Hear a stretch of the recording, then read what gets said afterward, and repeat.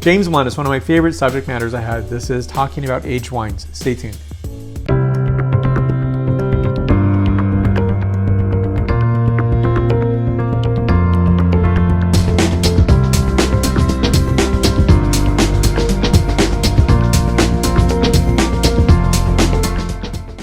So right here in this glass, I have a 2006 vintage Grajera. This is Rioja Reserva wine. So what we have here is Paul Hobbs 2003 Russian River Valley Chardonnay. Now, I'll tell you more about the reasons why I selected these wines to talk about in this video and point out. Now, I have really 5 topical matters in terms of how I want to address this subject matter. So, have you tasted, aged wines? Have you tasted an aged red wine? Have you tasted something from Barolo, Barbaresco, Nebbiolo? Have you tasted a Cabernet, Merlot, Tempranillo wine? Have you tasted a white wine like a Chardonnay that's aged a while, or Riesling? I think these are really important things to think about. If you have not, be sure to do so before starting out on, cellaring your wines for a long time. But ultimately, it's to think about. Yes, I love the way aged Chardonnay tastes or aged Riesling. I think they're phenomenal. Aged red wines, of course. Now, it has to be a higher quality dairy in terms of, I'm not a general California appellation wine, in my opinion, is not going to age well. And so I think, maybe a Barolo, Barbaresco, maybe it's a, Sierra Foothills older vintage Zinfandel wine. Maybe it's a Chardonnay coming from Burgundy that's 30 years old. I've tasted beautiful Sicilian Chardonnay wines, so I think there's those opportunities to taste these wines. And number 2 is you have to accept the, there are no guarantees with aging wines. You can really, maybe, have them in a dark cellared space, and it's a cool, constant temperature year round. That doesn't mean it's going to necessarily age well. Sometimes things do fall apart. So this RRV Paul Hobbs Chardonnay survived the journey. I did have a Signorello, same vintage, 2003, Caneros District Chardonnay, did not survive the journey. Simply because, the cork started to disintegrate in the wine had become oxidized. So number 3 is, just because you age it and it aged well, doesn't mean it's going to be superior to a current release wine, or maybe something that's a slightly younger vintage wine. Same producer, same cuvee, same wine altogether. And that's something to accept as well. The reason I bring that out is a lot of people, join wine clubs, and I keep hearing one theme, which is I have too many wines. And I constantly ask, what does that mean to you? Do you not serve them for special occasions, for Thanksgiving? Maybe you don't serve them on a monthly basis.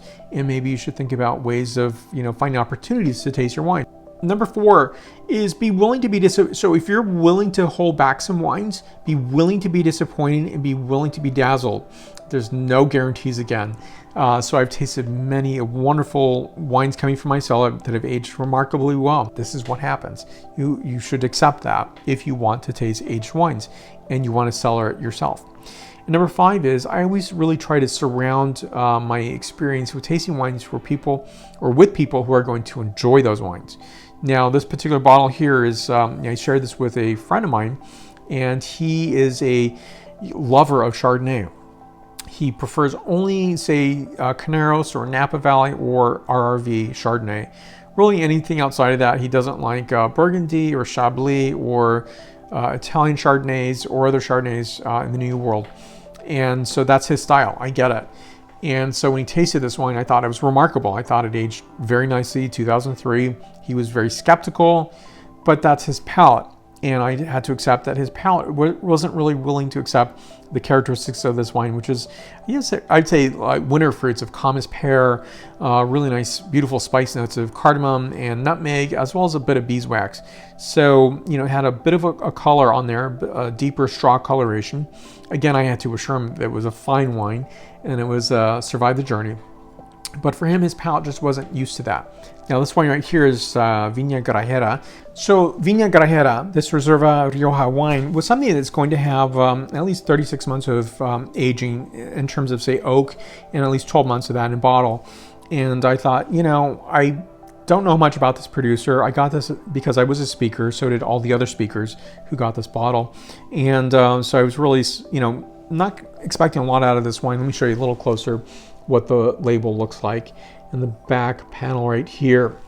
I did go online to look at more information on this. So I think this was a guest would receive this wine, such as myself and the other speakers, and anybody else who was visiting Rioja, and it would be a gift that was given.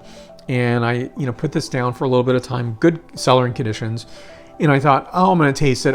I'm not really expecting a lot out of it, and ultimately ended up being a fantastic, gorgeous wine. Right here in my wine glass, it has some beautiful age characterization on this wine. So I would say like almost red plum, red cherry, confit. Confit is really giving me that characterization of really deep fruit characterization, as well as really nice spice characterization and dried rose petals. Absolutely gorgeous. And I think it's survived the journey, did well. Could it age a little bit longer? I think it could. And I think it's something that, again, if you don't have the palate for it, I think I could serve this to other people who really don't like aged wines and they wouldn't find this appealing. And that's okay. Everybody needs to enjoy what they want to enjoy. And for me, I get some great thrill out of good vintage wines. James Halliday, the Australian wine writer, would say when fruit becomes wine. Is how he refers to something that's aged quite some time. Now, given that, you have to really make some characteristic and demarcate which is good and what isn't good. And that's really, you can definitely find those wines that didn't survive the journey. It's completely undrinkable.